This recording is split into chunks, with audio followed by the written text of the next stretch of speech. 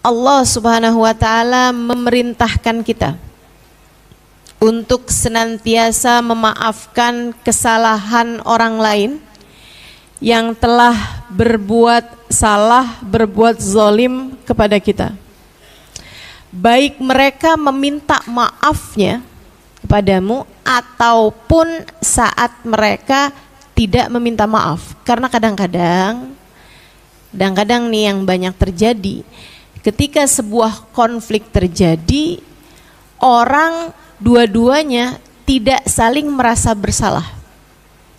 Dua-duanya sama-sama merasa dia yang salah. Kan begitu ya? Manusia ini sulit untuk merasa bersalah, teman-teman. Ketika kita mengerjakan satu kesalahan, hawa nafsu kita cenderung untuk mencari pembenaran-pembenaran. Ya saya memang begini, sebabnya kan dia begitu. Kalau aja dia nggak begitu, saya nggak akan begini. Para istri yang selalu berkata kasar kepada suaminya, pasti akan berkata, ya gimana saya nggak kasar? Saya keras, saya kasar aja dia begitu. Kalau saya lemah lembut diinjak-injak sama dia ustazah. Kata suaminya, ya gimana saya mau denger omongan dia. Dia ngomongnya aja kenceng banget. Dia ngomongnya aja keras banget gitu. Saya gak punya lagi keinginan untuk bisa mengabulkan permintaan dia. Dia mintanya kayak begitu modelnya. Itu kan jadi dua-duanya tuh sama-sama yang istri menyalahkan suami, suami menyalahkan istri. Makanya nih para istri nih kalau dibilang semoga Allah menjadikan kita istri yang sabar menghadapi suami. Amin. Suaminya juga sama kalau didoain semoga menjadi suami yang sabar menghadapi istri. Amin. Sebenarnya siapa yang perlu sabar menghadapi siapa? Ada banyak orang-orang tua yang ketika berbicara mengenai anak, mereka akan berdoa, ya Allah jadikan saya orang tua yang sabar menghadapi anak saya. Tapi kamu jangan lupa, ada banyak anak juga yang berdoa yang sama. Doain ustazah biar saya bisa jadi anak yang sabar ngadepin orang tua saya.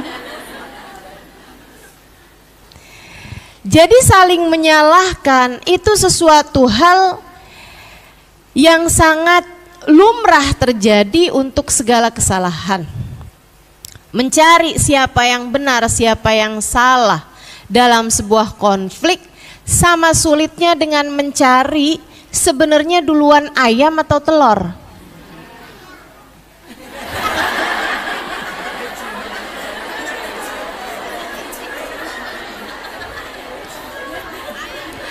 Tapi kan ayam dari telur, Dek.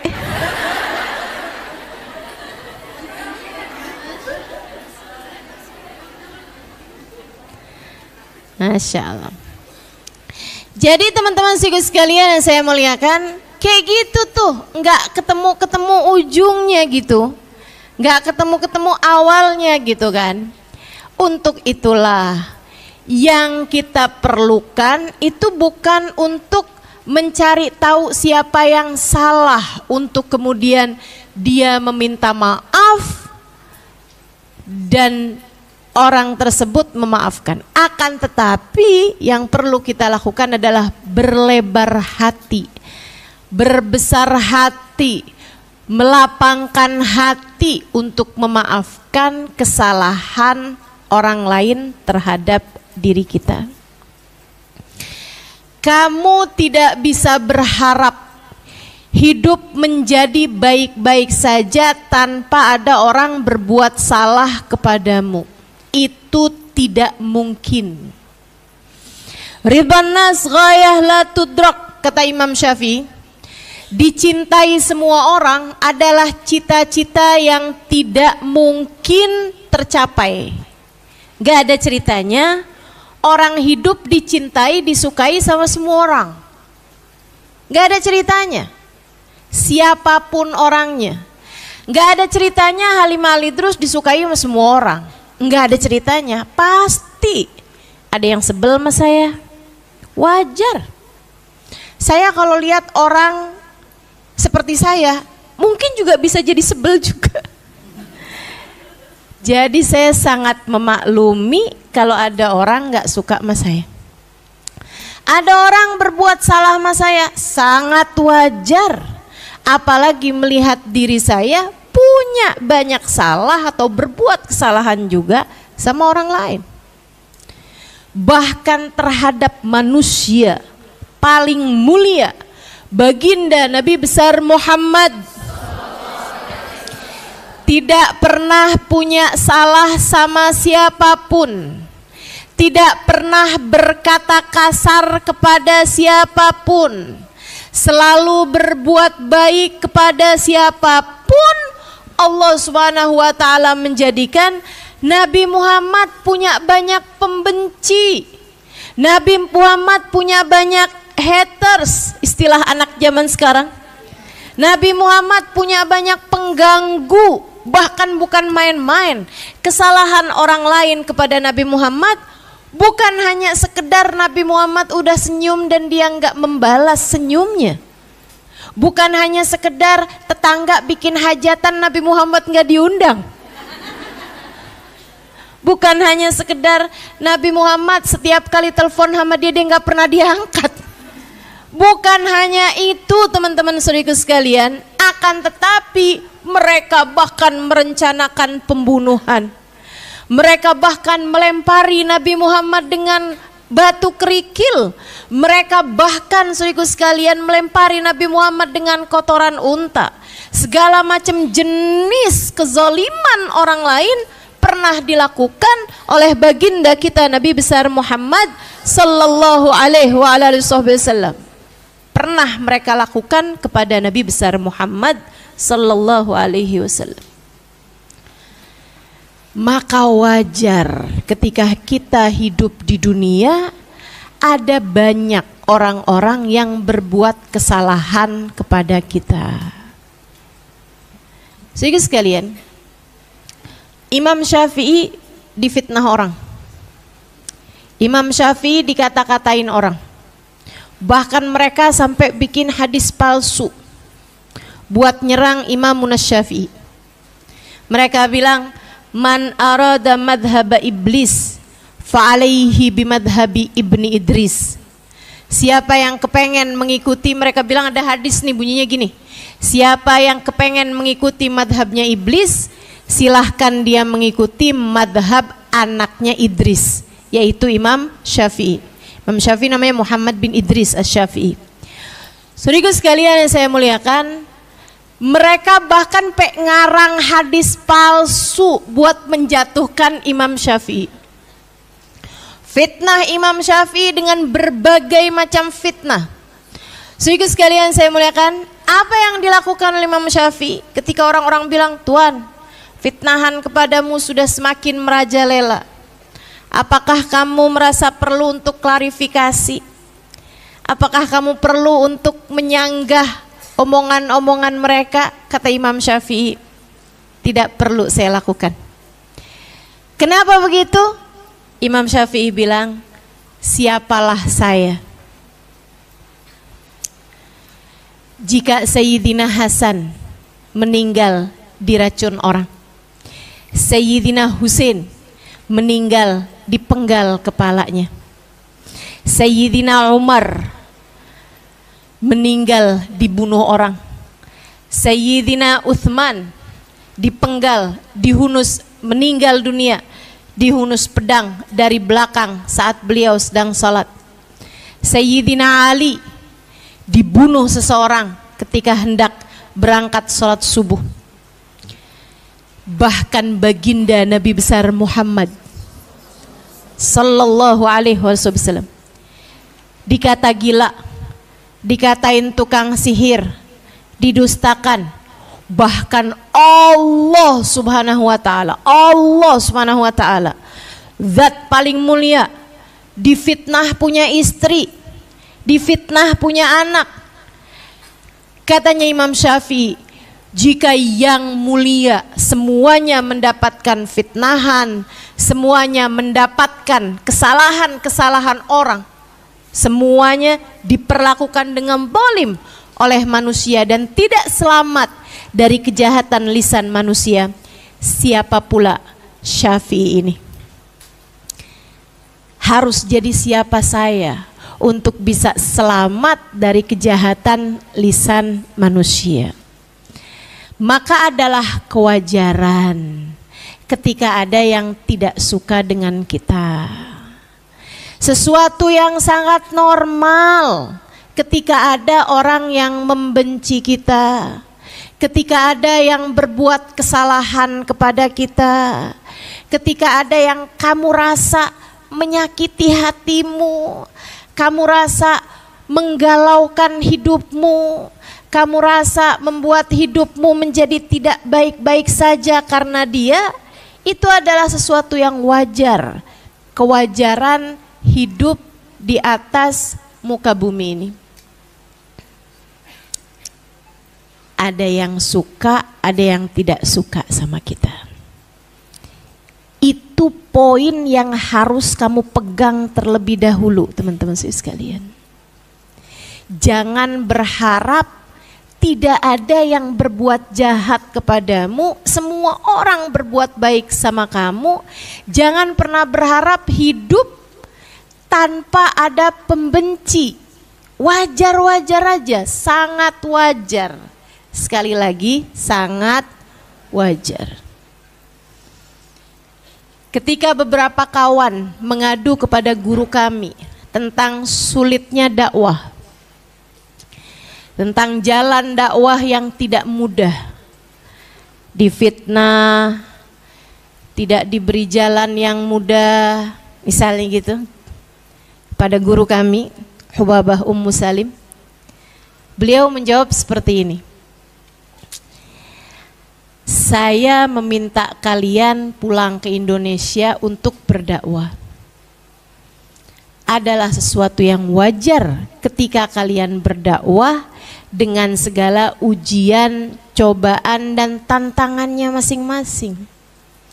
Saya malah justru akan heran kalau kalian mengatakan bahwa dakwah tidak ada ujiannya. Saya malah akan tidak percaya kalau kalian berdakwah semuanya mudah. Sebab jalan Allah itu menuju surga. Dan surga, kata Nabi Muhammad, dikelilingi dengan hal-hal yang tidak menyenangkan. Wajar kalau kalian dakwah ada yang benci. Gak apa-apa aja, biasa aja. Jadi kalau kamu pernah dengar-dengar fitnahan tentang saya misalnya gitu, ya gak apa-apa, biasa aja. Gak apa-apa. Saya anggap sebagai media promosi. Saya aja pernah iseng buka di search-nya Google. Kayak ada tuh mesin pencarian Google. Itu ya. Saya buka Ustazah Halimah Alidrus. Ada macam-macam tuh. Paling atas Ustazah Halimah Alidrus foto. Kayaknya orang penasaran semua fotonya kayak apa sih ini orang gitu ya. Kayak suaranya kedengaran kemana-mana. Tapi orangnya cuman kelihatan foto bangkunya doang. Sehingga sekalian, habis itu di bawahnya lagi nih, Ustazah Halimah Alidrus kajian, Ustazah Halimah Alidrus buku. Ada nih, Ustazah Halimah Alidrus suami. Penasaran suami saya kayak apaan? Oke, wajar. Saya baca lagi bawahnya, ada lagi nih. Ada sesudah Ustazah Halimah Alidrus jadwal gitu ya. Di bawahnya gini, Ustazah Halimah Alidrus meninggal. Ya, alhamdulillah. sesudah saya bangkit dari kematian.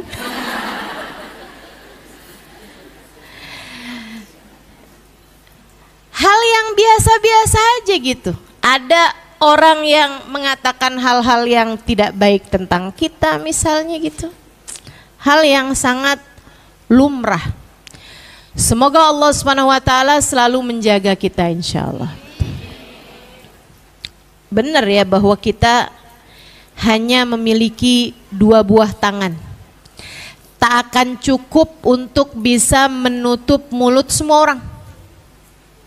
Satu-satunya hal yang bisa kita lakukan dengan kedua tangan kita adalah menutup telinga dari apa yang mereka sampaikan, menajamkan mata untuk bisa melihat langkah kita ke depan sehingga kita mantap terus berjalan menuju surga Allah Subhanahu wa taala. Hal yang bisa kita lakukan adalah melapangkan hati untuk bisa memaafkan kesalahan semua orang seperti yang dilakukan oleh baginda kita Nabi besar Muhammad sallallahu alaihi wasallam dan orang-orang mulia telah mencontohkannya kepada kita sekalian. Maafkan kesalahan siapapun yang berbuat salah kepadamu agar hatimu damai. Kenapa kita perlu memaafkan kesalahan orang? Nih, yuk kita bahas satu-satu. Karena masalahnya kalau orangnya itu orang jauh yang di sana-sana, kita kadang nggak terlalu peduli ketika dia berbuat kesalahan. Yang kadang menyakitkan hati dan membuat kita baper, terbawa perasaan kita kalau kesalahan itu dilakukan oleh orang yang kita cintai. Karena memang saudara sekalian, cinta itu punya 2 mata pedang. Ketika kita mencintai seseorang, kita akan mudah merasa berbahagia karena dia, atau kita pun juga mudah untuk merasa sakit hati dengan apa kesalahan yang dia lakukan. Bukan gitu? Kesalahan dilakukan oleh orang lain, kita bisa yang kayak bodoh amat lah. Tapi kalau yang nyakitin itu adalah saudara kita, suami kita, anak kita, misalnya gitu. Misalnya mertua, ipar, gitu kan, abang, adik gitu.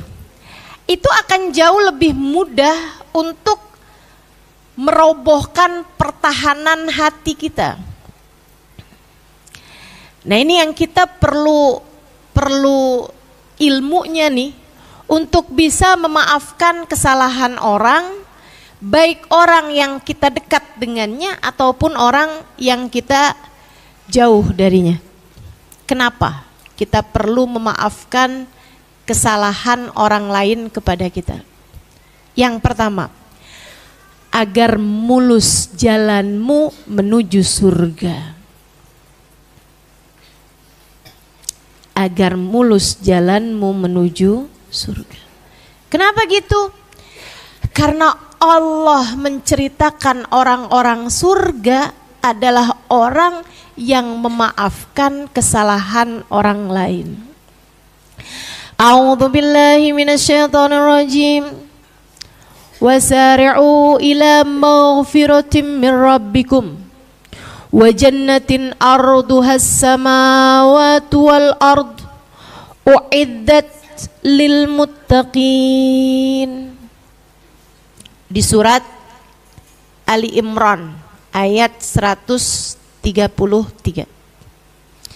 Alladzina yunfikuna fis sarra'i wad dharra wal kadhiminal ghaidha wal 'afina 'anil nas wallahu yuhibbul muhsinin. Kata Allah Subhanahu wa taala, wasari'u ila maghfiratin min rabbikum. Bersegeralah kalian menuju ampunan Allah, bergegaslah kalian menuju ampunan Allah Subhanahu wa taala, wa jannatin, dan menuju kepada surga. Lari, buruan. Kemana ya Allah? Ke surga. Lari, buruan. Kejar. Apa ya Allah? Ampunan dariku. Kita diminta sama Allah untuk bergegas. Jangan lambat-lambat jalannya. Apa nih yang seringkali melambatkan jalan kita? Kebanyakan noleh-noleh. Kebanyakan lihat-lihat ke belakang. Suka kepo urusan orang.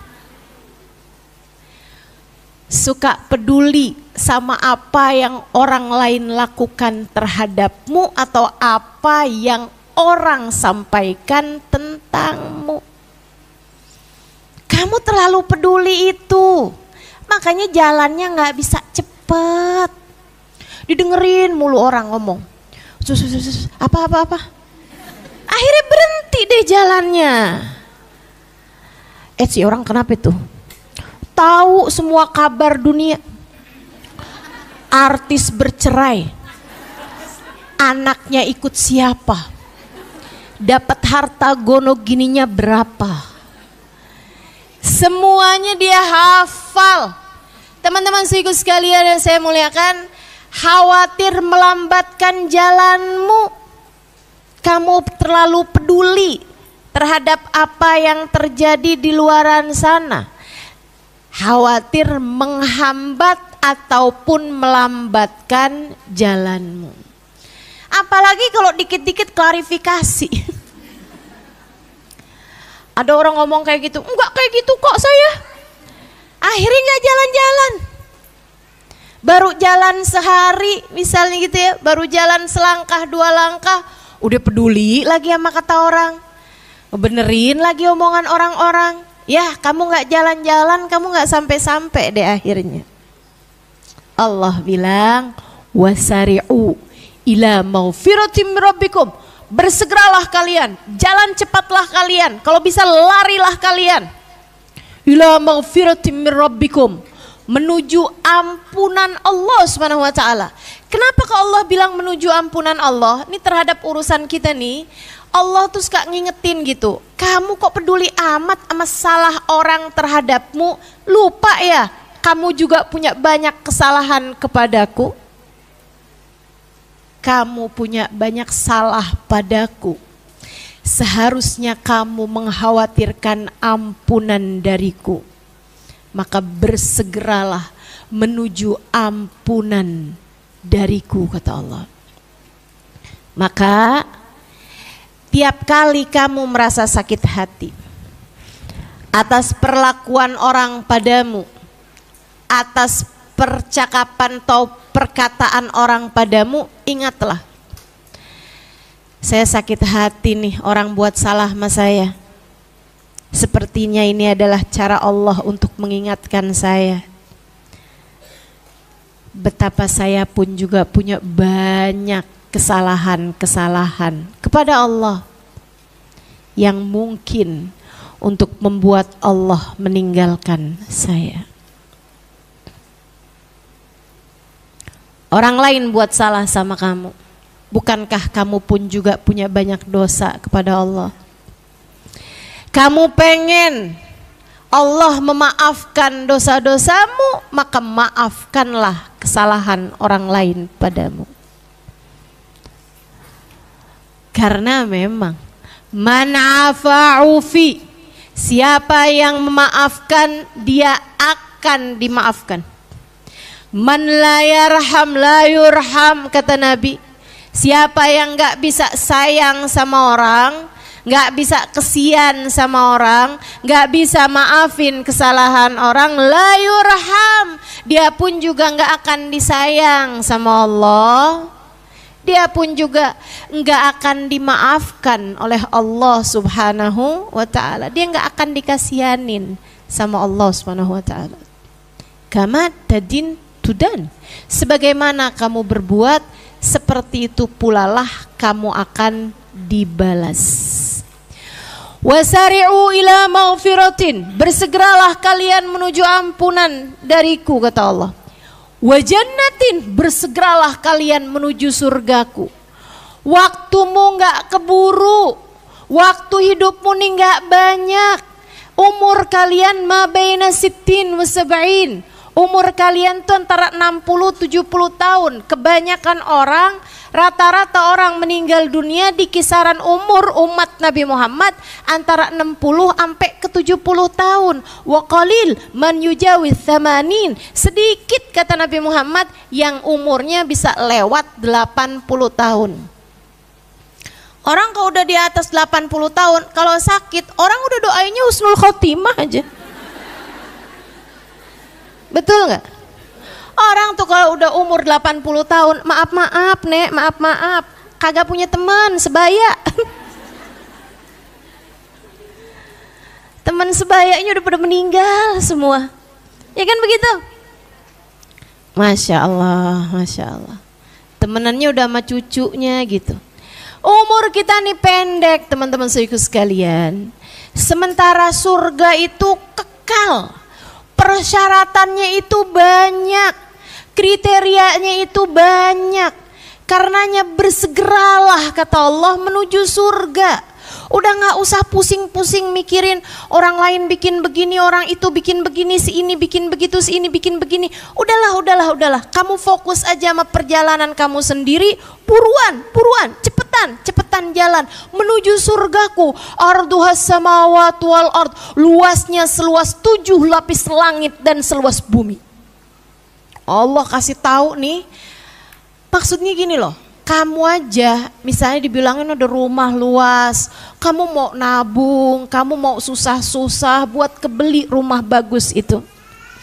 Kamu mau susah-susah, kamu mau berjerih payah sampai lembur-lembur kerja, segala apapun kamu lakukan untuk bisa kebeli mobil yang lebih gede misalnya gitu, tanah yang lebih luas misalnya, rumah yang lebih bagus. Karenanya Allah SWT bilang, tenang, usaha kamu, perjalanan kamu, andai kamu menjadikan seluruh hidupmu untuk mengejar ini, worth it, pantas. Sebab surgaku kata Allah lebih luas daripada 7 lapis langit dan bumi. U'iddat lil muttaqin. Surgaku ini kata Allah, aku persiapkan untuk hamba-hambaku yang bertakwa. Siapa sih ya Allah yang bertakwa ini? Yang sholatnya paling banyak, yang jilbabnya paling lebar, yang kayak gimana ya Allah yang bertakwa? Alladzina yunfikuna fis-sarra'i wad-dharra, orang-orang yang bisa mengeluarkan hartanya saat dia sedang dalam keadaan mudah, saat dia sedang dalam keadaan kaya, wad-dharra, bahkan saat dia dalam keadaan miskin. Bukan main-main kriteria surga. Allah nggak bilang surga ini aku peruntukkan buat orang yang di saat dia punya harta yang banyak dia bisa sedekah. Oh enggak gitu. Di saat dia sedang dalam keadaan susah dia menerima sedekah. Bukan kata Allah. Surgaku jauh lebih tinggi daripada itu. Gimana surgamu ya Allah? Boleh yang punya anak kecil yang rewel boleh keluar, boleh diajak keluar, kakak mohon maaf. Tuh kan ngomongnya udah salah tuh. Konsentrasi saya mudah terganggu dengan suara-suara lain.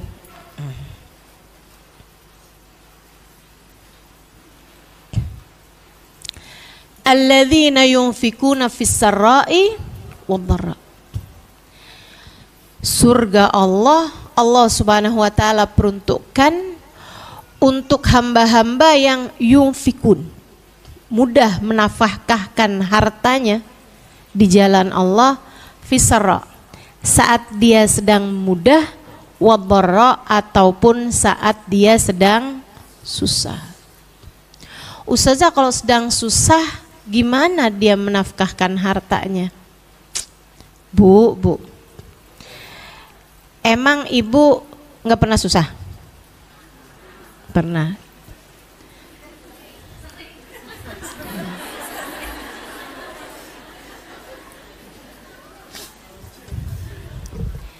Di saat kamu sedang susah, ini saya tanya, susah secara materi ya, susah kamu itu susah yang benar-benar nggak punya duit sama sekali atau punya duit tapi sedikit? Yakin nggak punya duit sama sekali, nggak punya duit barang 10.000 sekalipun? Yakin? Enggak kan? Punya duit tapi sedikit. Ini saya tanya, di saat kamu bilang saya susah gitu ya, apakah sampai di tingkatan kamu makan nggak ada yang bisa kamu makan dan nggak punya duit buat beli makanannya, sampai kamu harus mengganjal perutmu karena lapar? Pernah begitu? Maka hati-hati sama ucapan saya sering susah ustazah. Jangan-jangan nih yang sering bukan susahnya, tapi yang sering kurang syukurnya. Saudara sekalian, kenapa Allah bilang fis-sarra'i wad-dharra? Dalam keadaan mudah ataupun susah dia bisa mengeluarkan hartanya, karena orang mukmin ini teman-teman saya sekalian, Allah tuh bilang, Allah tuh seolah menyampaikan gitu bahwasanya sesusah-susah apapun kamu, sebenarnya kamu masih punya sedikit dan bisa dibagikan kepada orang lain. Itu jauh lebih indah daripada yang punya banyak dan memberikan sebagiannya kepada orang lain. Dulu ada Uwais Al-Qarni, miskin papa. Dia bekerja sebagai penggembala kambing. Saudara sekalian, dengan 2 dirham, kayak semacam 20.000 gitulah upahnya tiap hari. Yang 2 danik ya, 2 pecahan kecil gitu tiap harinya. Nah itu 1 danik dia pakai, kayak 10.000-nya dia pakai buat makannya dia besok hari. Nggak makan sehari 2 kali dia, nggak makan sehari 3 kali, dia makan sehari 2 kali, pagi atau sahur sama sore atau buka puasa. Nah itu teman-teman saudara sekalian, dia pakai 1 danik buat itu, 1 daniknya lagi dia pakai buat sedekah. Sampai di akhir hidupnya, kayak udah umur-umuran 30-an tahun gitu, dia memutuskan untuk berhenti jadi penggembala kambing. Dia memutuskan untuk makan dari yang dia dapati, sehingga terkadang dia mencari-cari makanan di gundukan sampah. Ini seorang waliullah ya, saya ingatkan, seorang kekasih Allah Subhanahu wa taala, yang bahkan Nabi Muhammad menceritakan bahwa di akhirat nanti Uwais Al-Qarni akan memberi syafaat kepada umat Islam. Saudara sekalian, nih Uwais Al-Qarni nih yang seperti itu keadaannya, nyari makanan di tempat sampah, kurang miskin apa? Gak ada saya rasa di antara kita yang mencapai kemiskinan seperti Uwais Al-Qarni. Segitunya, kalau dia dapati tempat sampah tuh ada buah yang masih bagus gitu, misalnya ada buah jeruk gitu ya, belum ada apa-apanya kan. Kadang-kadang orang kaya ini kan kalau habis selesai makan udah langsung aja gitu, main iket aja ininya, suprahnya tuh, bekas makanannya, udah langsung main buang aja gitu. Nah itu kadang Uwais mendapati gitu, ada buah yang masih bagus gitu, belum digigit sama sekali gitu kan, belum rusak sama sekali gitu. Itu sama Uwais diambil, dibersihkan, dia sedekahkan kepada orang lain. Dia sedekahkan kepada yang lain. Saudara sekalian saya muliakan, sembari bersama dengan itu, setiap malam dia berdoa, ya Allah, apabila ada hamba-Mu yang malam ini tertidur malam dalam keadaan perutnya lapar, maafkan Uwais ya Allah, Uwais tidak dapat memberikan padanya sesuatu. Masih takut bahwa beliau kurang dermawan. Masih takut bahwa dia akan dihisab Allah atas kesulitan orang lain. Makanya saudaraku sekalian saya muliakan, Allah tuh ngasih kriterianya surga bukan orang yang bisa memberi di saat dia mudah, akan tapi bahkan sarra saat dia bukan hanya sarra tapi juga saat dia dharra, saat dia sedang dalam keadaan darurat, dalam keadaan susah. Karena sesusah-susahnya kita tuh sebenarnya masih bisa ngasih kepada orang lain yang lebih susah daripada kita. Betul? Itu surga kriterianya. Habis itu siapa lagi ya Allah? Wal kadhiminal ghaidha. Ahli-ahli surgaku kata Allah, orang yang bahkan saat miskin pun dia bisa memberi kepada orang lain, apalagi saat dia kaya. Kemudian lagi kadhiminal ghaidh, orang-orang yang mampu menahan emosi, enggak marahan, enggak gampangan tersinggung, bukan sumbu-sumbu pendek. Ayo nih, yuk nih, kalau tujuanmu dalam hidup adalah menuju surga, kalau kamu ingin mulus saja perjalananmu menuju surga, ku sampaikan padamu bahwa kriteria calon penghuni surga adalah orang yang tidak mudah tersinggung, orang yang lebih mudah mengontrol, mengawal hawa nafsunya, orang yang mudah untuk mampu mengendalikan hawa nafsunya. Saat lagi marah tuh kelihatan nilai takwa seseorang. Takwa orang tuh kelihatan bukan hanya di saat kaya dia dermawan, akan tetapi bahkan saat miskin dia tetap dermawan. Takwa orang kelihatan saat ada orang lain yang berbuat salah, ada orang lain yang berbuat keji, ada orang lain yang tidak memberikan haknya kepada dirinya, ada orang lain yang memperlakukan dia dengan tidak semestinya, bagaimana emosinya. Sehingga sekalian, hamba-hamba bertakwa di sisi Allah Subhanahu wa taala enggak gampangan tersinggung.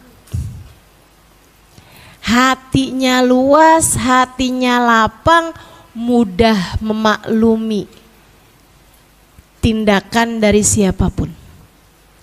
Seorang ulama di jalan dikatain orang, maaf nih ya, dasar anjing loh. Maaf nih ya, saya sampaikan ini. Ulama tersebut tuh, syekh tersebut begitu dengar itu, beliau tersenyum, angkat tangannya bilang amin. Lah, kok kamu gitu sih? Kok kamu malah bilang amin? Saya ini lagi ngata-ngatain kamu tahu. Kata si orang tadi itu. Dia bilang, terserah kamu, itu kan hak kamu. Kamu punya hak untuk berbicara, saya juga punya hak untuk menerima pembicaraan kamu. Kamu menyebutkannya sebagai cacian, saya mendengarnya sebagai sebuah pujian. Kenapa gitu, Syekh? Karena saya tidak pernah melihat ada binatang lebih dicintai oleh majikannya daripada anjing. saya berharap menjadi makhluk yang dicintai Tuhan saya seperti mana anjing dicintai oleh majikannya. Bagaimana menurutmu? Wal kadhiminal ghaid. Nah, hamba-hamba tercinta di sisi Allah Subhanahu wa ta'ala, para ahli-ahli takwa, calon-calon penghuni surga, mereka mampu mengawal emosinya, mereka mampu mengendalikan emosinya, menjadikan semua yang mereka dengar sebagai sesuatu hal yang indah daripada berpikir sesuatu hal yang buruk bagi dirinya. Keren, keren. Sayyidina Al-Imam Ali Zainal Abidin Ibn Husain bin Fatimah bintun Nabi sallallahu alaihi wasallam, cicitnya Nabi besar Muhammad alaihi wasallam.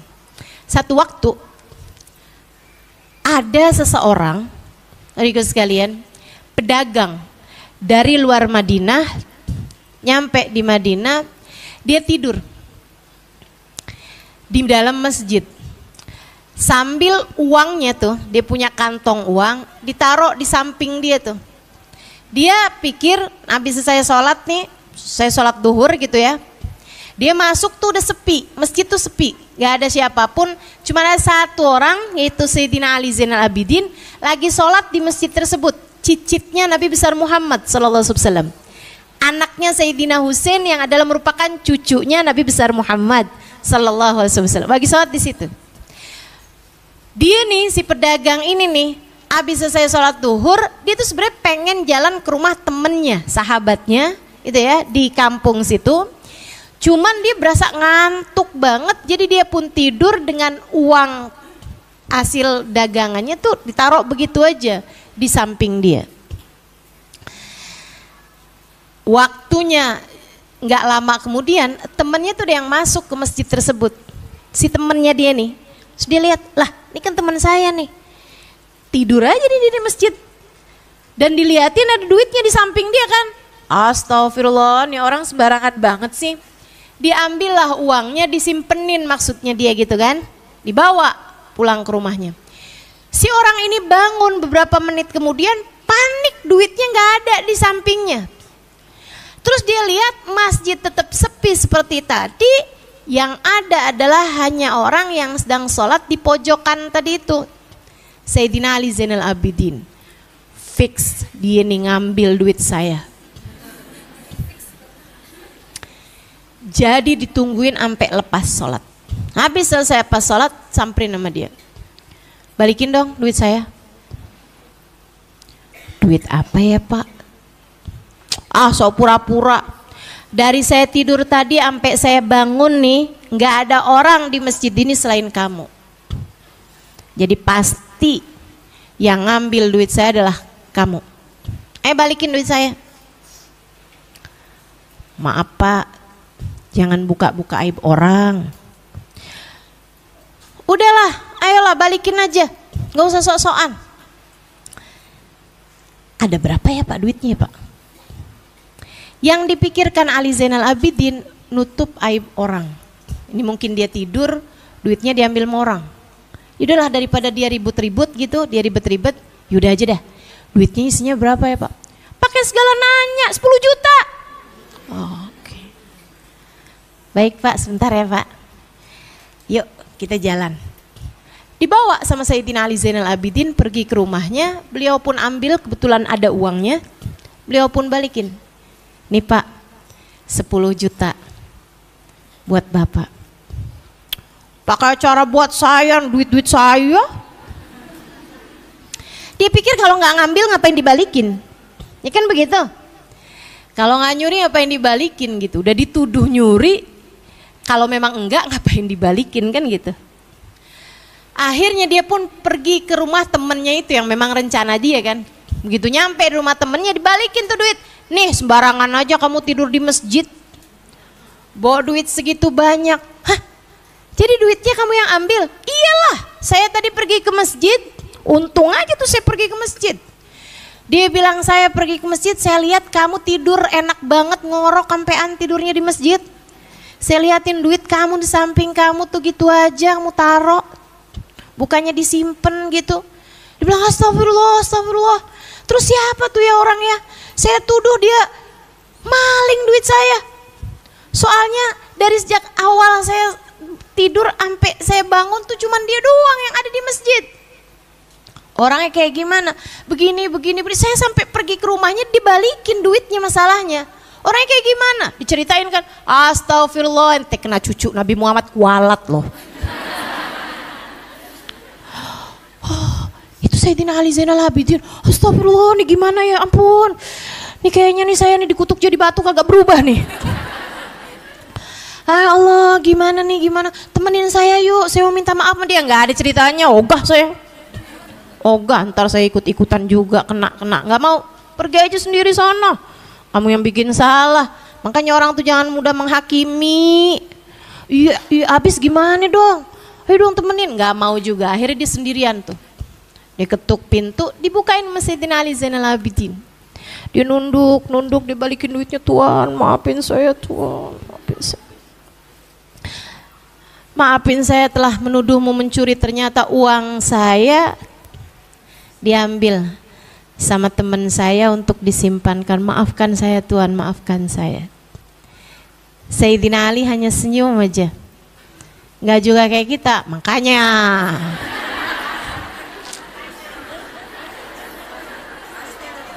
Atau gini nih, tuh kan, enak aja tuh. Beliau senyum aja. Kemudian beliau bilang, nahnu gaumun idza nu'ti lam nastaridah. Kami adalah orang-orang yang kalau sudah memberi tidak akan pernah lagi kami ambil kembali. Ambillah itu hadiah untukmu dari kami. Masya Allah. Kemampuan mengendalikan emosi. Kemampuan mengendalikan emosi. Kenapa tuh Ustazah orang-orang itu bisa mengendalikan emosi gitu? Kasih Allah tuh kenapa kok keren-keren banget kemampuan dalam mengendalikan emosinya? Atau mungkin kamu akan bilang itu orang dulu, orang sekarang mau buru-buru. Nih ya. Kamu tuh jangan karena kamunya nggak mampu mengendalikan emosi, kamu pikir orang seluruh dunia kayak kamu semua. Nggak gitu, Kak, Dek, Bu. Ada banyak di atas muka bumi ini orang-orang baik laki-laki maupun perempuan yang mampu mengendalikan emosi mereka. Keren, nggak bisa terkalahkan. Mereka tuh, saya kalau lihat mereka, karena saya alhamdulillah Allah izinkan mata saya untuk memandang wajah-wajah mereka. Itu teman-teman saya sekalian, saya setiap lihat mereka tuh, inilah yang Nabi Muhammad sebutkan dengan permisalannya orang mukmin kayak kayu gaharu. Dicium wangi, dibakar semakin wangi. Dicium, udah wangi, tambah dibakar, tambah wangi. Semakin orang panas-panasin, semakin orang komporin, semakin orang jahatin, tambah keciuman wangi akhlak mereka. Tambah tercium wangi kepribadian mereka. Innahum thayyibun, mereka adalah orang-orang yang wangi. Saudaraku sekalian yang saya muliakan, guru saya Sayyidil Habib Umar bin Hafid. Kamu pasti sering lihat fotonya. Saya nggak lagi nanya. Kamu pasti sering lihat fotonya. Kalau kamu nggak pernah lihat fotonya, silahkan googling. Nggak usah sekarang. Tulis Habib Umar bin Hafiz. Nanti akan keluar tuh foto-foto beliau. Guru saya belajar bersama dengan beliau. Semoga diakui sebagai muridnya. 4,5 tahun lamanya belajar dan mengajar di pondok pesantren yang beliau bangun.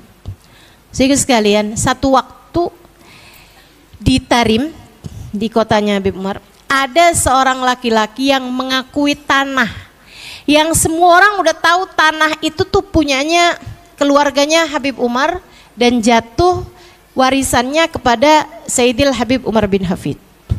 Ya, surat tanahnya apa semuanya ada sama Habib Umar bin Hafid. Nah, ada seorang bapak-bapak, dia ngakuin gitu, orang bapak-bapak udah tua gitu ya.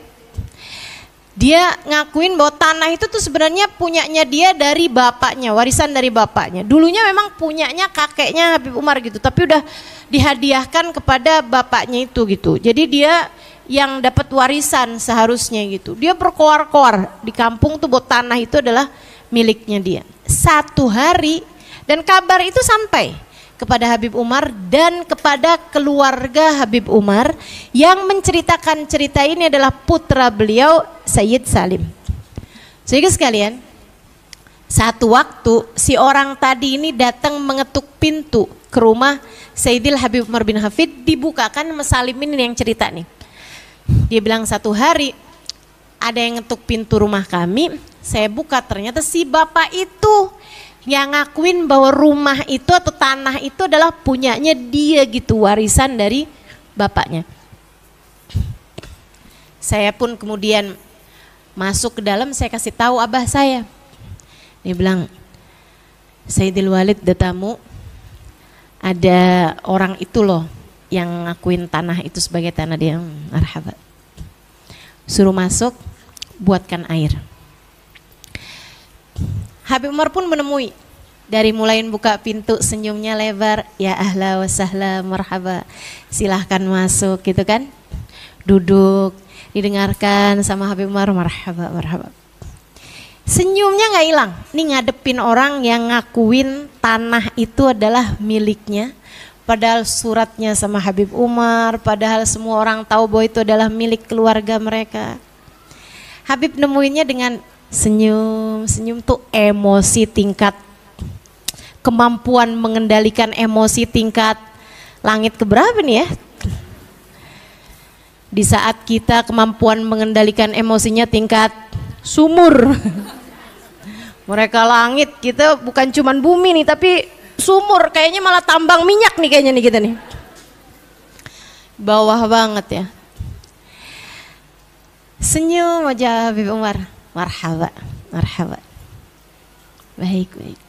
Habis itu beliau kemudian masuk, ya, masuk keluar bawa surat tanah. Di saat Sayyid Salim yang cerita nih, putra beliau, mulai nyuguhin minuman, teh dan kue-kue kecil gitu kepada orang tersebut. Jadi Sayyid Salim dengerin tuh perbincangan ayahnya yang sudah bawa surat tanah itu kepada orang tadi ini. Salim pikir abahnya bakal nunjukin, tapi Pak, ini surat tanahnya ada nama saya di situ, nama bapak saya di situ, gitu kan? Sebagai warisan untuk keluarga kami. Dikirain mau kayak gitu. Dikirain mau yang kamu sebut sebagai klarifikasi. Ternyata begitu nyampe kepada beliau, beliau serahkan surat tanah itu. Mohon maaf Pak, selama ini surat tanahnya ada pada kami. Jika ternyata tanah itu adalah milik keluargamu, milikmu dari ayahmu, maafkan kami, selama ini suratnya ada pada kami. Dan jika ternyata tanah itu sebenarnya adalah milik kami dari keluarga kami, maka dengan ini saya hadiahkan untukmu. Wal kadhiminal ghaidha, hamba-hamba yang mampu mengontrol emosi, kemampuan untuk yunfikuna fis-sarra'i wad-dharra, memberi kepada orang lain saat susah, saat senang, kemampuan untuk kadhiminal ghaidha, mengawal emosi, mengontrol emosi, wal afina anin nas, kriteria calon penghuni surga. Biar kita nih habis denger kayak begini nih, mikir-mikir, adakah saya termasuk di antaranya? kayaknya masih jauh kita untuk menjadi salah satu di antaranya. Wal afina anin nas. Hamba-hamba bertakwa, calon penghuni surga yang Allah sebutkan di dalam ayat ini adalah orang-orang yang mampu mudah memaafkan kesalahan orang lain padanya. Maafinnya gampang. Maafinnya gampang. Dibikin marahnya susah, maafinnya gampang. Bagaimana denganmu? Biar kalau dengan surga jangan sok-sokan ngerasa saya salah satu calon penghuninya. Biar kalau dengar-dengar tentang neraka, hatimu tuh seharusnya takut, galau, sambil bertanya, ya Allah, kok kayaknya saya pantas nih ya. Jangan-jangan saya calon penghuninya, ya Allah, lindungi saya ya Allah, kasihanilah saya ya Allah. Karena kalau disebutkan tentang kriteria ahli neraka, alladzina la yadhkurunallaha illa qalila. Orang-orang yang jarang ingat sama Allahnya. Kok kayak saya ya? Alladzina la yaqumuna ila salati illa kusala. Orang-orang yang apabila bangun menuju salat, alladzina idza qamu ila salati qamu kusala. Orang-orang yang kalau bangun menuju salat bangun dalam keadaan malas. Aduh, lagi enak-enak nonton nih, udah zuhur nih. Ya ampun, lagi enak-enak masak nih, udah asar nih. Ya ampun, lagi enak-enak ngobrol nih, hangout, jalan-jalan, udah maghrib nih. Qamu ila sholati qamu kusala. Kalau berjalan menuju sholat kita berjalan malas. Ingat Allahnya jarang-jarang. Kok kayak saya ya? Siapa itu mereka? Orang-orang munafik yang Allah sebutkan dalam Al-Quran sifatnya mirip sama mereka. Kok kayaknya saya lebih condong jadi orang munafik nih, na'udzubillah min dzalik. Sementara kalau disebutkan tentang surga, kok cirinya yunfikuna fis sarai wad dharra. Ya Allah, jangankan saat miskin, saat kaya aja saya pelit. Wal kadhiminal ghaidha, orang-orang yang mampu mengontrol, mengendalikan emosi. Saya malah sumbu pendek nih. Gampang banget disulut emosi saya. Gampang banget saya dibikin marah. Wal afina anin nas, orang yang mudah memaafkan kesalahan orang lain. Saya malah justru membesar-besarkannya. Kesalahan orang yang kecil saya menganggapnya besar. Yang gak salah aja kadang saya usahakan biar dia terlihat salah. Ya Allah, ternyata saya memang belum menjadi ahli-ahli surga. Ya Allah, bimbing kami ya Allah, agar menjalani kehidupan semakin hari semakin baik. Karena ternyata surga tidak mudah teman-teman. Kriteria surga tidak gampang teman-teman. Calon-calon penghuni surga persyaratannya nggak gampang. Ya jangan kata mau masuk surga, mau masuk UI aja susah. Betul gak? Emang kamu pikir surga lebih bawah daripada Universitas Indonesia? Enggak lah.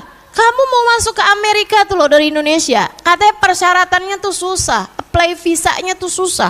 Baru mau masuk ke Amerika tuh segitu susahnya. Gimana dengan mau masuk surga? Surga jauh lebih berharga daripada itu. Diperlukan hati yang sungguh-sungguh faham. Di antaranya adalah untuk memaafkan kesalahan orang. Yuk belajar. Yuk belajar. Tiap kali datang dalam hatimu keinginan untuk tidak memaafkan kesalahan orang, ingetin, menuju kemana nih jalan? Mau menuju kemana nih perjalanan hidup saya? Ingetin, wahai diri, jika tujuan akhirmu adalah surga. Allah sampaikan dalam Al-Quran, persyaratan kriteria penghuni surga adalah untuk orang yang mampu memaafkan kesalahan orang lain. Maka maafkan kesalahan orang agar mulus perjalananmu menuju surga. Insya Allah. Sekarang inget-ingetin, siapa orang yang kamu belum memaafkan kesalahannya? Ada? Ada? Adakah seseorang yang sampai sekarang kamu kalau inget dia, hati kamu tuh kayak berujar, maafin, sorry aja. Tidak segampang itu, bro. Nggak gitu gampang. Enak aja dibikin kesalahan segitu gampangnya. Terus gampang-gampangnya saya maafin, sorry. Dia pikir saya siapa? Oh tuh, itu bahasa nafsumu tuh. Nafsumu tuh gampang banget bikin kata-kata dia nggak kenal siapa saya.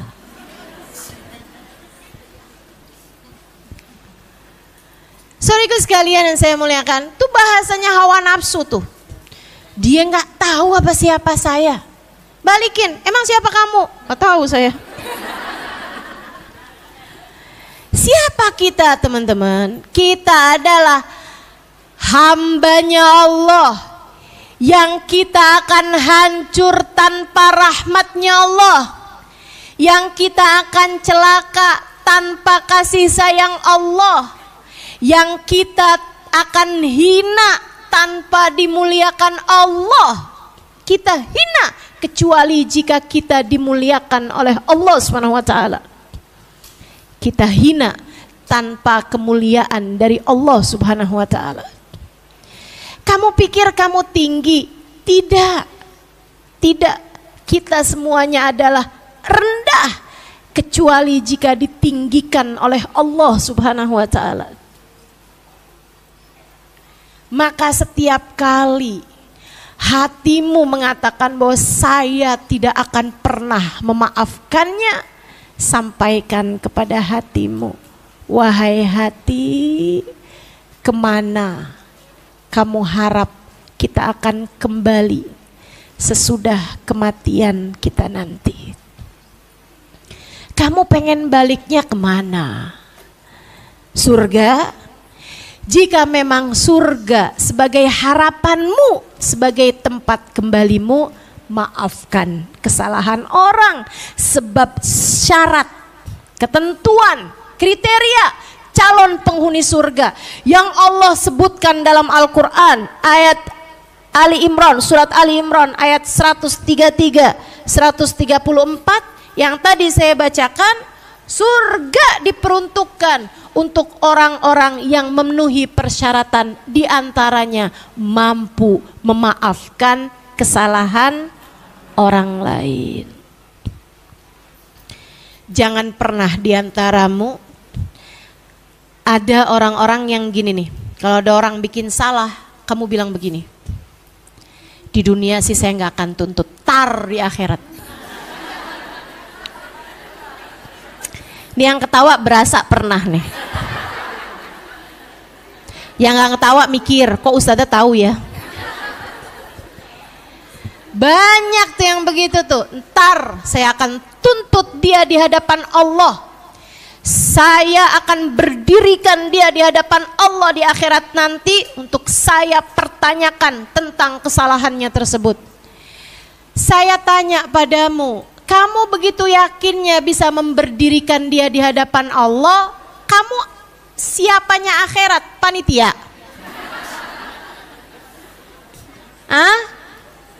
Sudah ada nih suratnya, kamu udah dikasih name tag sebagai panitia akhirat? Kamu dan dirinya sama-sama makhluk yang akan diberdirikan di hadapan Allah untuk setiap kesalahan yang kalian pernah lakukan di atas muka bumi ini. Wa man ya'mal mithqala dzarratin khairan yarah wa man ya'mal mithqala dzarratin syarran yarah. Siapa yang melakukan sebiji dzarrah, setitik debu kebaikan, dia akan mendapatkan balasannya. Dan siapa yang melakukan sebiji dzarrah daripada keburukan, dia pun akan mendapatkan balasannya. Semua dari kita hanya akan menjadi mahkumin, orang-orang yang diadili, dan pengadilnya, hakimnya hanya satu, Allah Subhanahu wa ta'ala, yang telah menamakan dirinya Ahkamul Hakimin. Alaihissallahu biahkamil. Bukankah Allah adalah hakim yang seadil-adilnya? Ustazah, saya sih gak pernah doa kayak gitu Ustazah.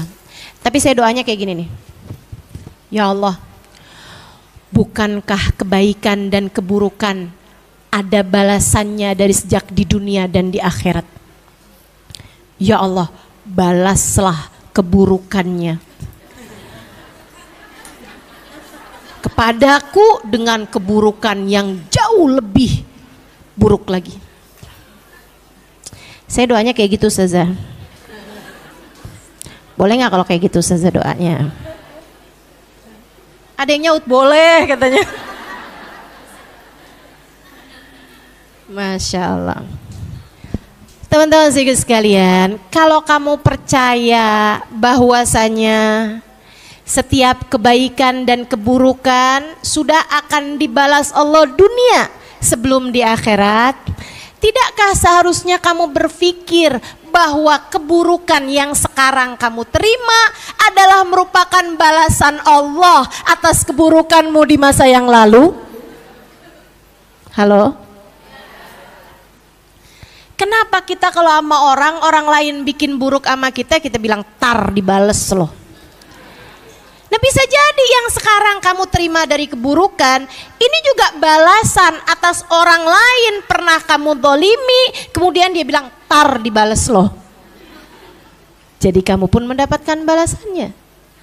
Maka saudara sekalian, daripada sibuk untuk merencanakan pembalasan bagi dia di akhirat ataupun di dunia, jauh lebih baik bagimu untuk mengintrospeksi keburukan-keburukan diri yang telah kamu lakukan di masa lalu. Maka setiap kali dizolimi oleh orang lain, sampaikan kepada dirimu, mudah-mudahan ini adalah merupakan balasan dari Allah atas keburukanku di dunia yang cukup dibalas dengan di dunia. Di akhirat nanti Allah sudah memaafkan kita.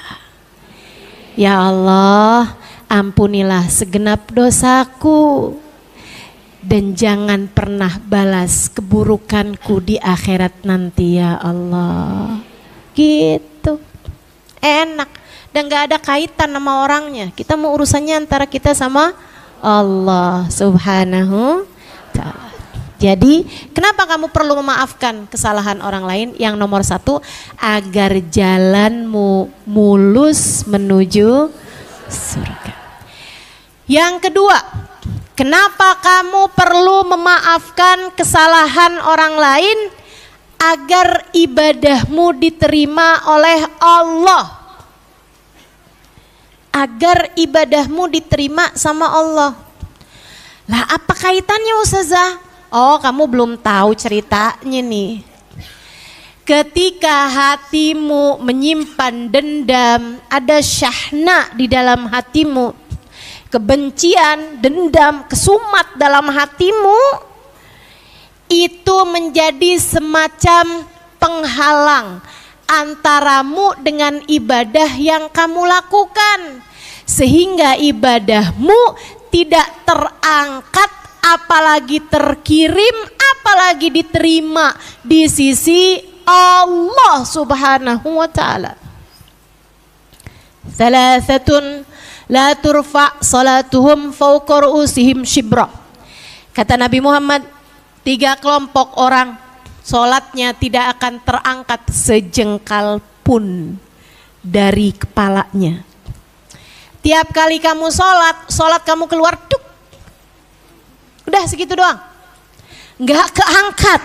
Boro-boro dibawa sama para malaikat. Enggak ada. Kealang. Kalang sama apa? Amat salah satu dari 3 dosa ini. 3 kelompok orang sholat tidak terangkat darinya 1 jengkal pun. Kamu sedekah, tuk,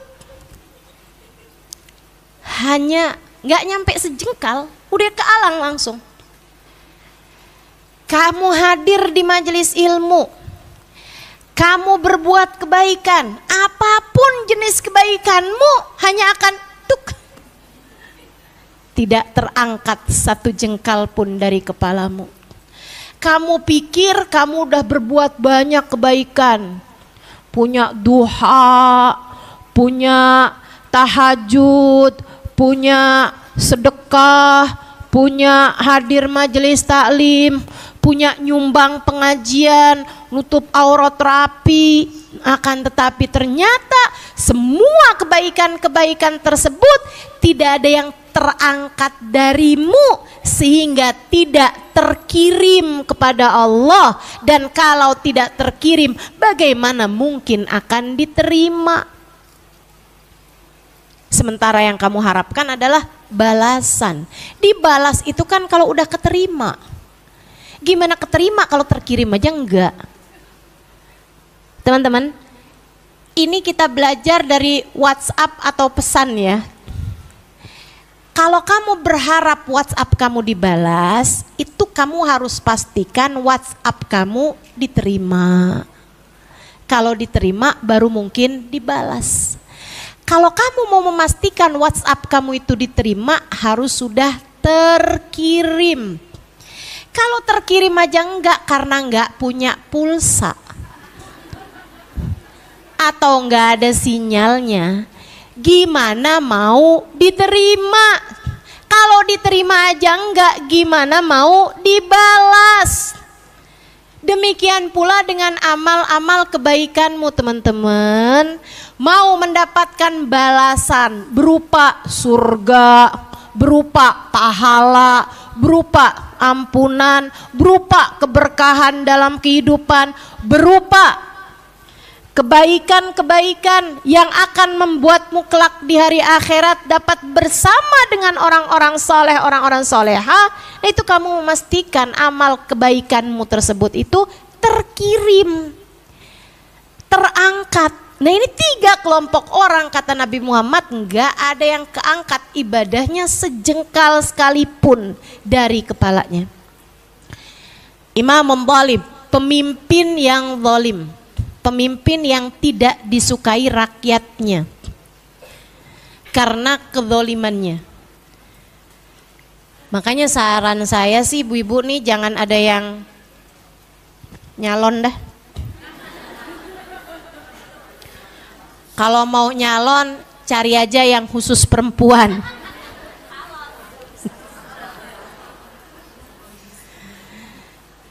Nggak usah yang nyalon-nyalon anggota dewan gitu-gitu, nggak usah. Saran saya ya, ibu nggak usah ada yang kepengenan jadi gubernur, nggak usah ada yang kepengenan jadi wali kota. Urusan kita nih banyak nih, hidup kita singkat, nggak usah cari penyakit dah. Masalahnya akhirat. Makanya saya kalau dimintain orang, ustazah doakan saya biar kepilih jadi ini jadi itu gitu. Teman-teman saya udah tahu aja nih, salah nih minta doanya sama ustazah. Saya kalau kesian sama dia dan seringnya seperti itu, saya malah doa minta sama Allah, ya Allah jangan kepilih ya Allah. Kebayang gak sih jadi orang yang sholatnya ibadahnya gak keterima 1 jengkal pun dari atas kepalanya. Nah itu kan nyari penyakit namanya. Pemimpin yang tidak disukai oleh rakyatnya. pemimpin yang zalim gitu. Kan khawatir aja ya kan. Kita nih jadi manusia aja belum tentu bisa adil terhadap urusan-urusan kita. Ibu jadi ibu aja susah mau adil buat anak-anaknya, betul? Apalagi mau jadi seorang pemimpin gitu. Nah itu satu tuh, sholatnya nggak keangkat satu jengkal pun. Ustazah nih pemilu nanti 2024 gimana dong Ustazah? Ya udah aja, kita pilih yang menurut kita paling banyak membawa kemaslahatan buat umat Islam. Jangan nggak milih juga, kita punya hak untuk itu. Ya udah gitu, kita pilih salah satunya dari yang kita pikir akan banyak membawa kemaslahatan buat umat Islam. Ustazah pilih siapa? Ya kagak tahu saya. Calegnya aja belum jelas dari sekarang ya. Lagian itu kan urusan langsung bebas rahasia. Jadi jangan nanya sama saya, rahasia. Yang keduanya, imra'atun batat wa zawjuha 'alaiha sakhit. Repot juga nih. Yang nomor dua yang sholatnya nggak akan keangkat dari atas jengkalnya adalah seorang perempuan bersuami yang istrinya sedang marah kepadanya. Seorang istri bersuami yang suaminya sedang marah kepadanya.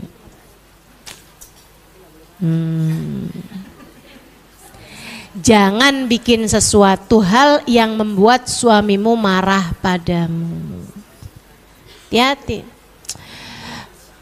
Ini hal yang seharusnya jadi apa ya? Jadi rem buat kita sekalian para istri. Para istri dengarkan saya. Yang nggak jadi istri nggak usah dengerin, nggak apa-apa. Para istri dengerin saya. Ini seharusnya jadi remmu. Jangan sampai remnya blong ini ya. Jadi rem. Jangan sampai kamu bepergian, jangan sampai kamu keluar rumah dalam keadaan suami belum memaafkanmu. Masalahnya repot. Kamu ngerjain kebaikan apapun, Allah nggak akan terima. Selebihnya laknat para malaikat tertuju kepadamu sepanjang suamimu belum ridho padamu. Repot. Apalagi kayak saya. Kalau suami saya sedang marah awal-awal nikah. Nah ini kan kepala ini kan masih sama-sama keras.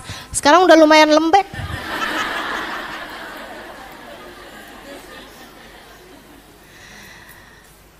Kalau pagi-pagi udah ada hal-hal yang bikin konflik rumah tangga gitu.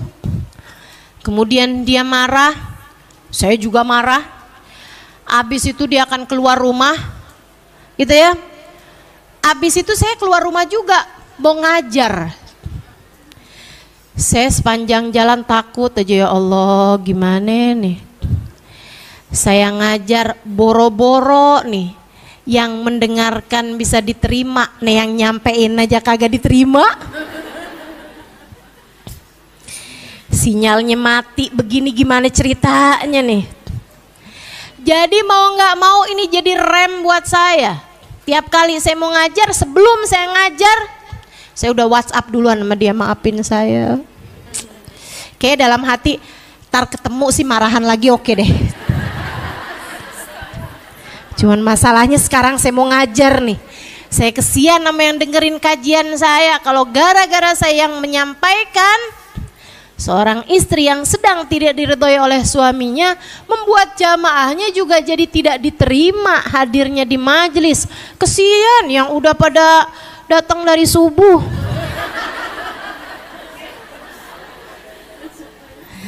Pagi-pagi aja saya buka ituan Instagram saya udah ada tuh dari 2 jam yang lalu, padahal saya bukanya jam 6. Udah ada fotonya beginian nih. Atau fotonya depan masjid. Ya Allah, nih ibu-ibu udah jam berapa ya berangkatnya? Heran aja saya. Segitunya Bu, mau ketemu saya doang. Ibu-ibu sekalian saya muliakan, imra'atun batat 'alaiha wa zawjuha sakhit seorang istri yang suaminya sedang tidak ridho kepadanya, itu juga sholatnya nggak akan keangkat satu jengkal pun, termasuk ibadah-ibadah yang lain. Jadi sekalian, yang ketiganya, ikhwan mutasariman, orang yang sedang bertikai, orang yang hatinya sedang dipenuhi dengan dendam, dengan permusuhan dengan salah satu dari hamba-hamba Allah Subhanahu wa taala, mau dia ngerjain kebaikan seperti apapun, selagi hatinya masih penuh dengan dendam dan permusuhan ini, Allah tidak akan pernah menerima amal ibadahnya. Dan ini teman-teman bisa terjadi bertahun-tahun lamanya. Transportasi antara bumi dengan langitmu terhalang karena 3 hal tersebut. Karena salah satu dari 3 hal tersebut, maka jangan pernah menjadi salah satunya. Tiap kali hatimu ngerasa, saya nggak mau maafin dia, saya nggak mau maafin dia, astagfirullah, ya Allah, nih sholat saya gimana dong? Nih ibadah saya gimana dong? Nih sedikit-sedikit kebaikan yang berhasil saya lakukan gimana dong? Ya Allah, jangan ah. Ya udah deh kalau gitu deh. Ya Allah, saya maafin ya Allah, sakit hati saya tapi saya maafin ya Allah. Saya mohon bimbinganmu ya Allah, untuk saya berlapang hati dan memaafkan kesalahan dia. Gitu. Sayangi dirimu, maafkan kesalahan orang terhadap dirimu. Insya. Termasuk yang dari langit ke bumi. Allah tuh kalau mau ngasih ampunan, ngasih tiket bebas dari neraka, ngasih nama-nama yang mau kumpul sama Nabi Muhammad, ngasih kesempatan untuk turunnya karunia dari Allah, membuat yang kena karunia tersebut namanya dipastikan akan ada di belakang Nabi Muhammad di akhirat. Ya. Apapun karunia dari Allah, termasuk cintanya Allah, termasuk kasih sayang Allah dan sebagainya, turun dari langit ke alang sama hatimu yang tidak memaafkan kesalahan orang. Jadi jangan mau yang darimu ke atas terhalang karena kamu punya dendam, permusuhan sama orang lain. Yang dari Allah ke atas muka bumi ini juga kehalang teman-teman, karena kamu gak mau memaafkan kesalahan orang. Karenanya kalau saat ini gak usah nunggu ntar, mumpung nih kalian lagi terbuka hatinya, terbuka pikirannya, bisa mendengarkan dengan baik ucapan saya. Saat ini juga, andai kamu memutuskan, ya Allah, saya sudah memaafkan kesalahan dia itu ya Allah. Kamu bayangkan orangnya, kamu ucapkan di dalam hatimu, ya Allah, saya sudah memaafkan kesalahan dia. Siapapun orang itu, mau pelakor kek, mau penipu kek, siapapun aja, kamu bayangin orangnya, kemudian kamu bilang, saat ini juga kamu bilang, ya Allah, saya sudah memaafkan dia. Bisa jadi yang kemarin-kemarin nih berbulan bahkan bertahun yang Allah turunkan seharusnya datang padamu terhalang di langit, bisa jadi begitu Allah lihat ketulusanmu mengucapkan itu di dalam hatimu, Allah segera turunkan kepadamu saat ini juga. Dan bisa jadi berminggu, berbulan, bahkan bertahun, pahala-pahala puasamu, sholatmu, sedekahmu, itu ya, Quranmu dan lain sebagainya, yang tidak terangkat darimu satu jengkal pun, bisa jadi begitu kamu bilang, ya Allah, saya sudah memaafkan kesalahan dia ya Allah, saksikanlah saya sudah memaafkannya ya Allah. Begitu kamu bilang seperti itu, Allah lihat kesungguhan dari dalam hatimu, langsung semuanya naik darimu, kemudian Allah terima di sisinya, terkirim kepada Allah, Allah terima dan Allah balas dengan seindah indah balasan. Jadi sayangi dirimu, maafkan kesalahan orang padamu. Yang terakhir, saudara sekalian saya muliakan, kenapa kamu perlu memaafkan kesalahan orang padamu? Karena urusannya bukan antara kamu sama orang itu kok. Urusannya sejatinya antara kamu sama Allah.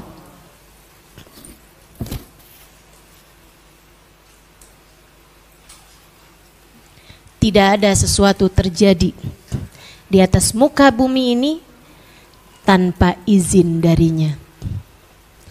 Tidak ada sesuatu terjadi di atas muka bumi ini tanpa izin dari Allah.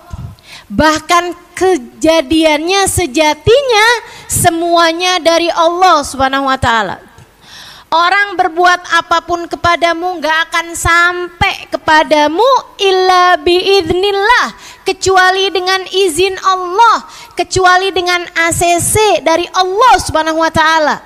Udah ditandatanganin mau Allah buat terjadi tuh, karena semuanya sejatinya dari Allah.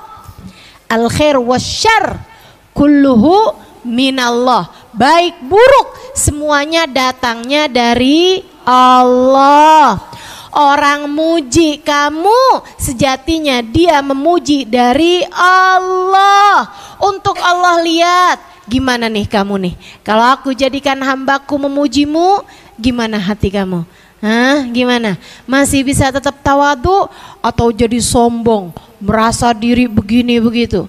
Ketika ada orang mencelakakanmu, mencacimu, berbuat jahat padamu, sejatinya juga dari Allah. Allah mau lihat gimana nih. Kalau aku bikin orang berbuat jahat padamu, kamu gimana? Hah? Hati kamu gimana? Oh begitu marahnya, oh begitu tersinggungnya. Kamu lupa semua dariku. Semua dariku. Semua dari Allah Subhanahu. Itu sebabnya kenapa Nabi Muhammad selalu ridho dengan apapun keputusan dari Allah. Saat dikasih miskin, Nabi Muhammad ridho. Saat dikasih kaya, Nabi Muhammad ridho. Saat dikasih orang cinta, Nabi Muhammad ridho. Saat dikasih orang benci, bahkan mencelakakan beliau. Bahkan di saat Allah buat orang-orang Taif melempari beliau dengan batu sekalipun, Nabi Muhammad tetap ridho, teman-teman saudaraku sekalian.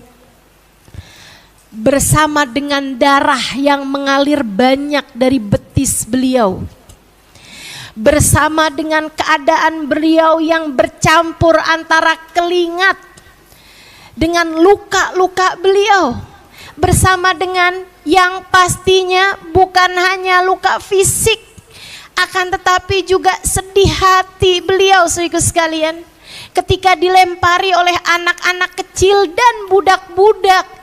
Saat beliau hijrah ke Taif, Nabi Muhammad mengangkat tangannya, Allahumma inni ashku ilaika du'fa halati wa qillata hilati. Allahumma illam yakun alayya bika ghadabun fala ubali. Ya Allah, aku mengadu kepadamu. Betapa hinanya diriku. Betapa lemahnya, bukan hina ya, betapa lemahnya diriku. Betapa aku tidak mampu mencari jalan keluar atas permasalahanku. Nabi nggak ngaduin orang Taif, ya Allah nggak lihat tuh orang segitu jahatnya sama saya, enggak. Nabi mengadukan tentang dirinya sendiri. Kenapa? Sebab Nabi faham urusannya bukan antara Nabi Muhammad dengan orang Taif. Urusannya adalah antara Nabi Muhammad dengan Allah Subhanahu wa ta'ala. Allah yang memberi ujian itu kepada Nabi Muhammad. Allah yang menetapkan menetapkan takdir hari itu untuk Nabi Muhammad. Allah yang menetapkan ada anak kecil-kecil dan budak-budak melempari Nabi Muhammad pada hari itu. Pada hakikatnya tidak ada sesuatu terjadi kecuali dengan izin Allah. Nabi Muhammad sangat faham itu. Karenanya Nabi tidak mengadukan orang-orang Taif. Yang Nabi adukan adalah dirinya sendiri. Sebab urusannya antara dia dengan Allah. Ya Allah, aku mengadu kepadamu. Betapa lemahnya diriku, maafkan aku ya Allah. Segini lemahnya ya Allah, dilemparin doang. Jadi kayak gini nih ya Allah, lemah bener saya Allah, maafin saya ya Allah. Dikasih ujian kayak gini gak lewat nih saya nih ya Allah, maafin saya ya Allah. Gitu. Jadi kalau kamu mau ngadu, aduin dirimu. Kamu kesel nih sama seorang perempuan yang mengganggu suamimu, yang menggoda suamimu, aduin, gak usah dia, dirimu. Ya Allah, maafkan saya atas ketidakmampuan saya mengawal perasaan cemburu. Maafkan saya ya Allah atas ketidakmampuan saya menjaga hati ketika hal yang seperti ini terjadi. Karena urusannya bukan antara kamu sama suamimu, apalagi antara kamu sama si P depannya R belakangnya. Bukan. Urusannya antaramu sama Allah Subhanahu wa taala. Itu. Ya Allah, maafkan saya ya Allah atas ketidakmampuan hati saya untuk menjadi hati yang terjaga. Minta sama Allah. Adukan tentang dirimu, tentang kelemahanmu, tentang ketidakmampuanmu. Kan masalahnya kan urusan hidup nih antara kamu sama hatimu sendiri. Yang saya ceritakan tadi, Sayyidina Ali Zainal Abidin, Imamun Syafi'i atau Habib Umar bin Hafid, itu adalah tentang kemampuan hati mereka menghadapi ujian yang datang, kan begitu? Teman-teman saudaraku sekalian, kita tidak bisa mendustai fakta yang terjadi. Kita nggak bisa mengubah fakta yang terjadi. Akan tetapi yang bisa kita lakukan adalah mengawal, mengendalikan rasa hati kita terhadap apa yang terjadi tersebut, gitu. Masalahnya tuh ada pada hatimu sendiri. Jadi urusannya antara kita sama Allah, teman-teman. Nabi Muhammad bilang itu, Allahumma inni ashku ilaika du'fa halati wa qillata hilati. Di akhir doanya Nabi Muhammad bilang, Allahumma illam yakun alayya bika ghadabun fala ubali. Ya Allah, selagi engkau tidak marah padaku, selagi engkau tidak benci padaku, selagi engkau tidak murka padaku, selagi engkau tetap ridho padaku, ya Allah, apapun yang terjadi aku tidak peduli. Apapun yang terjadi aku tidak peduli. Nabi mudah maafin kesalahan orang Taif. Kenapa? Melihatnya Allah semua. Allah. Ini yang punya urusan Allah semuanya. Ini semuanya bisa terjadi Allah. Nabi juga gak nyalahin Allah. Ya Allah, bukannya saya diutus darimu ya Allah. Saya kan hijrah ini kan juga dengan perintahmu ya Allah. Kok diperintahin tapi akhirnya ditolak? Gimana ceritanya sih ya Allah? Enggak ada kayak begitu. Nabi faham hidup ini adalah tempatnya ujian. Liyabluwakum ayyukum ahsanu amala. Allah mau lihat siapa di antara kita yang tetap bisa berbuat baik dalam segala keadaan, yang tetap bisa menjaga hati dalam segala keadaan. Teman-teman saudaraku sekalian, gak lama datang dua malaikat. Ya Rasulullah, izin, jika engkau izinkan kami akan hantam gunung dengan gunung, sehingga semua yang ada di tengah-tengah nih warga Taif semuanya hancur karena kegencet tanah gitu. Apa kata Nabi Muhammad alaihissalam? La taf'alu, jangan wahai malaikat, jangan. Inilah arju an yakhruja min aslabihim dzurriyyatan ya'budunallah. Jangan berikan musibah apapun kepada mereka, jangan berikan hukuman apapun kepada mereka Aku masih berharap, siapa tahu nanti dari mereka akan lahir orang-orang yang beriman, orang-orang soleh yang beriman kepada Allah Subhanahu wa taala dan Rasulnya, terhadap yang jahat kepadanya, yang udah melempari beliau dengan batu, bukan hanya memaafkan, Nabi bahkan mendoakan mereka dapat keturunan yang soleh. Luar biasa, bener kan? Nabi kita Muhammad alaihissalam. Yuk kita belajar untuk itu. Jadi teman-teman, setiap kali hatimu gak bisa memaafkan, kamu bilangin, hati-hati, hati-hati. Ini terjadi dengan izin Allah. Nih Allah mau lihat kita nih, kayak gimana kita ngadepin hari ini, kayak gimana kita ngadepin keadaan semacam ini.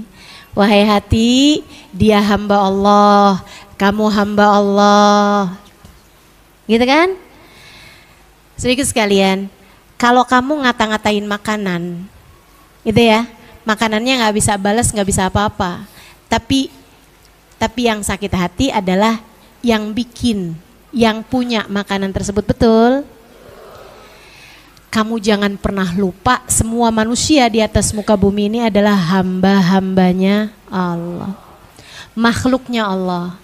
Terhadap orang yang berbuat jahat seperti apapun kepadamu, ingatlah, mereka adalah hambanya Allah. Mereka hambanya Allah. Mereka sekali lagi hambanya Allah. Kalau kamu sampai jahat dibalas dengan jahat, telinga dibayar telinga, mata dibayar mata, teman-teman saudariku sekalian, bagaimana kamu berharap hubunganmu akan tetap manis dengan Allah Subhanahu wa taala penciptanya? Kita aja kalau kita punya anak nih, dijahatin sama orang lain, yang sakit hati anakmu aja atau kamu ikutan sakit hati juga? Ikutan sakit hati juga. Maka jangan sampai perlakuanmu kepada hamba-hambanya Allah membuat Allah Subhanahu wa taala murka kepadamu.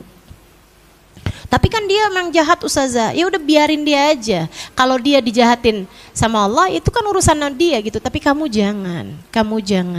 Tetaplah baik kepada semua hamba-hambanya Allah, biar kamu dapat ridho dari pemiliknya, ridho dari Allah Subhanahu wa ta'ala. Jadi maafkan siapapun yang pernah berbuat salah kepadamu, hatimu akan jauh lebih damai.